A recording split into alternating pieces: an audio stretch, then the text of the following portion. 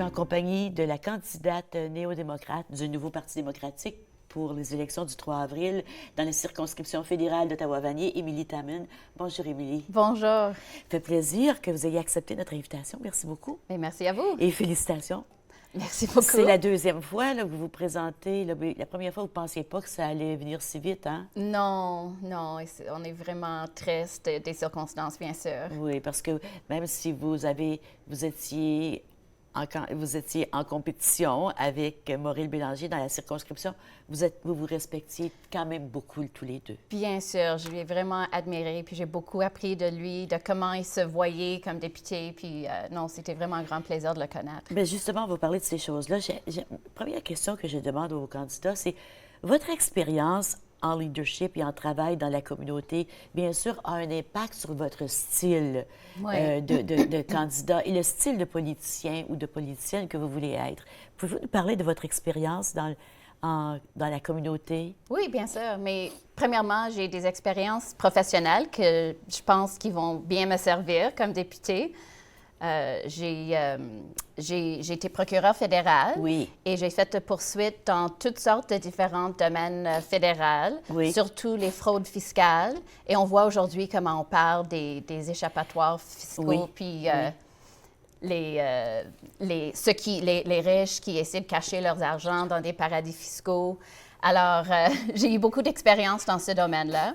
J'ai fait des poursuites des pollueurs, des enjeux environnementaux. Puis en parlant de poursuites aussi, vous avez gagné une poursuite qu'on a vue dans les médias récemment sur votre propre cas. Oui, c'est Félicitations. vrai. Merci beaucoup. Non, j'ai été très contente parce que ça fait un précédent qui je pense, va être très important pour ceux qui vont me suivre, j'espère, des fonctionnaires. Parce que, est-ce que vous pouvez nous expliquer rapidement? Parce que c'est un exemple de leadership très éloquent. Oui, merci beaucoup. Non, mais j'avais demandé un congé sans solde en 2015 pour me présenter comme candidate et ça ne m'a pas été accordé.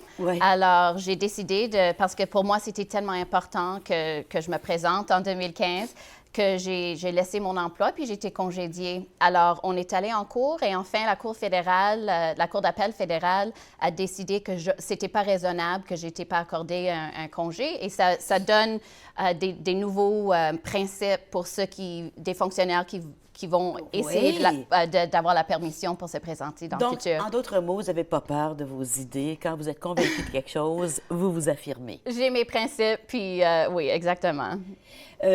La deuxième question, parce que on demande les mêmes questions à tous les candidats, c'est bien sûr Ottawa-Vanier, c'est une circonscription que vous connaissez.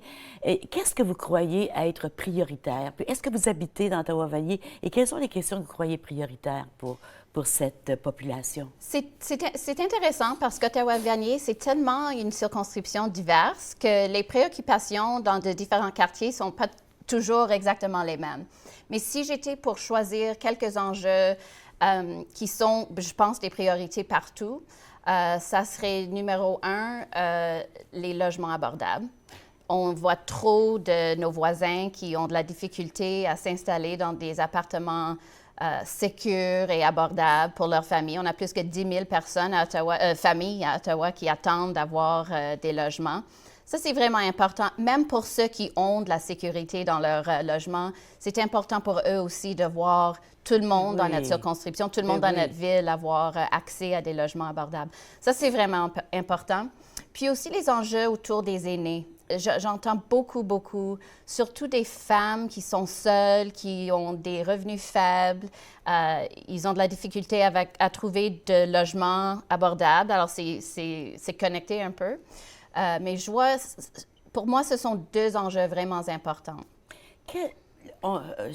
J'aimerais poursuivre sur la question des aînés. Et puis, on est vraiment dans une question de vision, votre vision. Comment est-ce qu'on peut mieux aider les personnes âgées ou les aînés, surtout les femmes, comme vous dites? C'est surtout des femmes qui sont dans cette situation. Qu'est-ce qu'on peut faire socialement? Oui, mais je pense qu'on a besoin de vraiment prendre du temps à penser à cette question-là.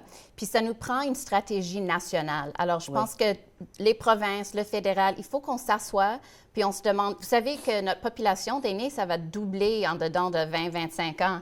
Alors, le problème, ça va seulement devenir de plus en plus compliqué et les ressources de plus en plus élevées qu'on va avoir besoin d'avoir pour bien assurer que tous ces enjeux sont bien touchés. Oui. Alors, mais c'est assurer qu'on sauvegarde nos pensions sécures, parce que la sécurité financière, c'est tellement important pour même ceux qui ne sont pas encore dans cette position-là, mais qui vont Bien être sûr. retraités.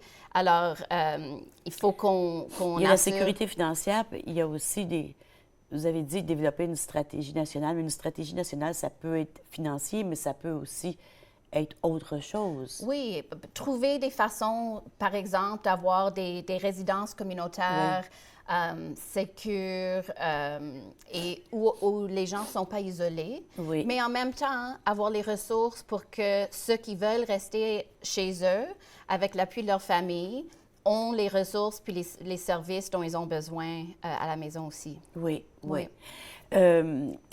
Comme député fédéral, bien sûr que il y a tellement de ce que vous avez dit qui est très pertinent dans la circonscription, qui est considéré par les gens comme étant très pertinent, mais qui ne relève pas nécessairement du fédéral ou uniquement du fédéral. Oui. Comment vous pensez travailler avec les autres paliers gouvernementaux? C'est tellement important. Je pense que la communication et l'engagement entre tous les niveaux, tous les paliers, c'est vraiment important. Nathalie Desrosiers, qui est la députée provinciale, j'ai travaillé avec elle anciennement. Elle était la doyenne, où moi j'enseigne à l'Université d'Ottawa. Vous enseignez à l'Université d'Ottawa? Oui, dans la faculté de droit. Alors, je suis sûre qu'on va travailler très bien ensemble et j'ai vraiment pris le temps de bien connaître tous les conseillers municipaux aussi. Et je suis sûre qu'on va bien travailler ensemble parce que je pense, par exemple, à la fermeture de l'école Rideau sur Saint-Laurent, qui est un enjeu vraiment important pour les résidents, surtout de Vanier puis Overbrook. Oui. Moi, je pense que si les niveaux, les paliers de gouvernement se sont engagés entre eux plus tôt, on aurait pu trouver les ressources. Il y a des réfugiés, des immigrants, des Autochtones. Alors, le fédéral, on aurait pu peut-être, et on va continuer d'essayer de trouver les ressources. Oui. Oui, c'est vrai que pour les gens qui connaissent la région, sur le boulevard Saint-Laurent, il y a l'école secondaire Rideau qui est là depuis toujours. Moi, je me souviens, depuis toujours, elle est là, cette école-là. Peut-être qu'il va fermer. Oui, c'est vraiment triste. C'est une population assez vulnérable de jeunes. Ils vont aller où, ces élèves-là? Ils vont aller à l'école secondaire Gloucester. Et il y en a qui vont voyager 10 km pour se rendre à cette école-là. Puis, dans le centre-ville d'Ottawa, c'est pas acceptable qu'on n'ait pas des écoles dans la communauté pour bien servir les étudiants, non seulement au niveau de leur éducation, mais aussi leur donner des opportunités pour la récréation, pour faire les sports, les leçons de musique. Ils ont des programmes culturels appropriés pour les Autochtones. Alors... Vous parlez des Autochtones, ça fait 2 fois. Vous mentionnez Autochtones. Il y a une communauté autochtone importante dans Ottawa-Vanier. Oui, très importante. Un leadership de cette communauté-là qui est admirable. On regarde le centre Wabano. Oui. Comment vous vous engagez à l'égard de cette communauté? Oui, mais on est dans un moment vraiment important de la réconciliation et il faut qu'on soit tous sur le programme d'engager, d'avoir un dialogue vraiment sérieux. Et pour moi, enlever des jeunes autochtones de leur communauté puis leur déplacer dans une autre communauté, c'est quelque chose qu'on a fait dans le passé. Puis, on a appris que ce n'était pas une bonne idée. Fait que, c'est très important qu'on communique bien ensemble. Oui, et le rôle du fédéral, il est crucial. Crucial, absolument. On a vu déjà que le gouvernement, le tribunal des droits de la personne qui ont ordonné qu'il fallait mener plus de ressources pour les jeunes autochtones et on voit que le gouvernement... Encore et même, je viens juste d'avoir le budget cette semaine, puis il n'y a pas des ressources pour établir l'égalité. Justement, ma prochaine question porte sur les valeurs. Quand vous allez avoir un document ou un budget ou un nouveau projet de loi ou une initiative qui est devant vous, qu'elle vienne de la communauté ou qu'elle vienne de la Chambre, avec quelles lunettes vous allez la regarder? Qu'est-ce que vous allez chercher là-dedans? Moi, je cherche toujours les mesures qui vont réduire les inégalités. Parce qu'on le voit dans Ottawa-Vanier, surtout, c'est comme un mini-Canada. On a toutes sortes de communautés, toutes sortes de niveaux de ressources, mais quand même, on a des inégalités qui sont de plus en plus extrêmes. Et on devrait trouver à chaque opportunité des mesures pour réduire les inégalités. Donc, la première chose que vous regardez, c'est la réduction des inégalités, Oui. la justice sociale. Toujours. Il nous reste à peine une minute. Oui. Et je vous demanderai, en terminant, de nous donner les raisons pour lesquelles vous avez choisi de vous présenter pour le parti NPD.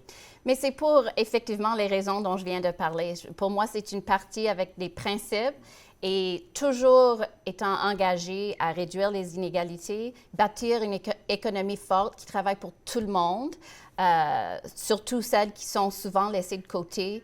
Alors, c'est une question de vraiment penser, et aussi avec tout l'effet Trump aux États-Unis, puis toutes les mesures qui tirent le gouvernement à droite, la chance de renforcer l'opposition progressiste pour tenir le gouvernement à leurs promesses, c'est vraiment une opportunité dont je serais très fière d'avoir cette chance-là.